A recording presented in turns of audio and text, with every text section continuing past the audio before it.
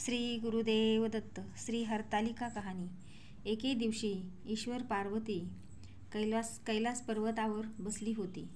पार्वतीने शंकराला विचारले, सर्व व्रतात चांगलं व्रत कोणतं? तेव्हा महादेवाने पार्वतीला सांगितले, श्रम थोडे आणि फळ पुष्कळ असं एखादं व्रत असेल तर सांगा. मी कोणत्या पुण्यानं आपल्या पदरी पडली हेही मला सांगा. तेव्हा शंकर म्हणाले, जसा नक्षत्रात चंद्र, श्रेष्ठ नद्यात गंगा, श्रेष्ठ ग्रहात सूर्य, श्रेष्ठ देवाला विष्णू, श्रेष्ठ, याप्रमाणे हरतालिका हे व्रत सर्वात श्रेष्ठ आहे. ते तुला सांगतो. ते तू पूर्वजन्मी हिमालय पर्वतावर केलंस आणि त्याचं पुण्य तुला प्राप्त झालं. हे व्रत भाद्रपद महिन्यातल्या पहिल्या तृतीय करावं. तू लहानपणी मी तुला प्राप्त व्हावं म्हणून मोठं तप केलंस. 64 वर्ष तर झाडाची पिकली पानं खाऊन होतीस. तुझे श्रम पाहून तुझ्या वडिलांना अशी कन्या कोणास द्यावी अशी चिंता पडली.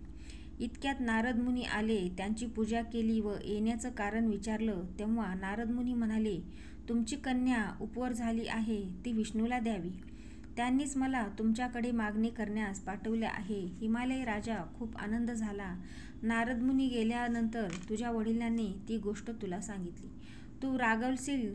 महादेवाचून दुसरा पती करायचा नाही हा तुझा निश्चय तू सुखीला सांगितला. दोघी अरण्यात आलात. नदीकाठी गुहेत जाऊन उपवास केलात.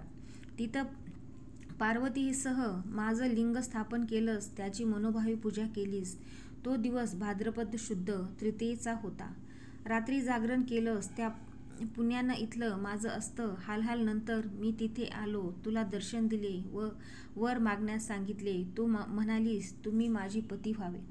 एवढीच इच्छा आहे. नंतर ती गोष्ट मी मान्य केली. दुसऱ्या दिवशी ती व्रतपूजा तू विसर्जन केलीस. वडिलांना तू सर्व हकीकत सांगितलीस. तेव्हा काही दिवसांनी चांगला मुहूर्त पाहून मला अर्पण केली. अशी या व्रताची तुझी इच्छा पूर्ण झाली. व्रताची विधी असा आहे. त्या ठिकाणी तोरण बांधावे. केळीचे खांब, फूल, माळ वगैरे लावून ते स्थळ सुशोभित करावे. रांगोळी घालून पार्वतीसह महादेवांचे लिंग स्थापन करावे. षोडशोपचार त्याची पूजा करून मनोभावी प्रार्थना करावी. ह्या दिवशी स्त्रिया काही खात नाहीत.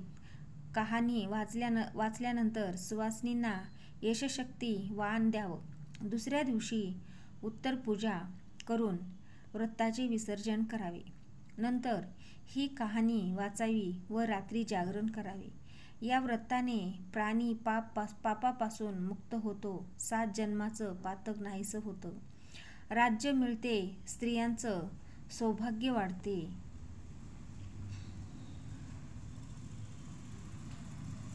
ही 60 उत्तराची कहाणी 5 उत्तरी देवाब्राह्मणाच्या द्वारी गायीच्या गोठ्यात.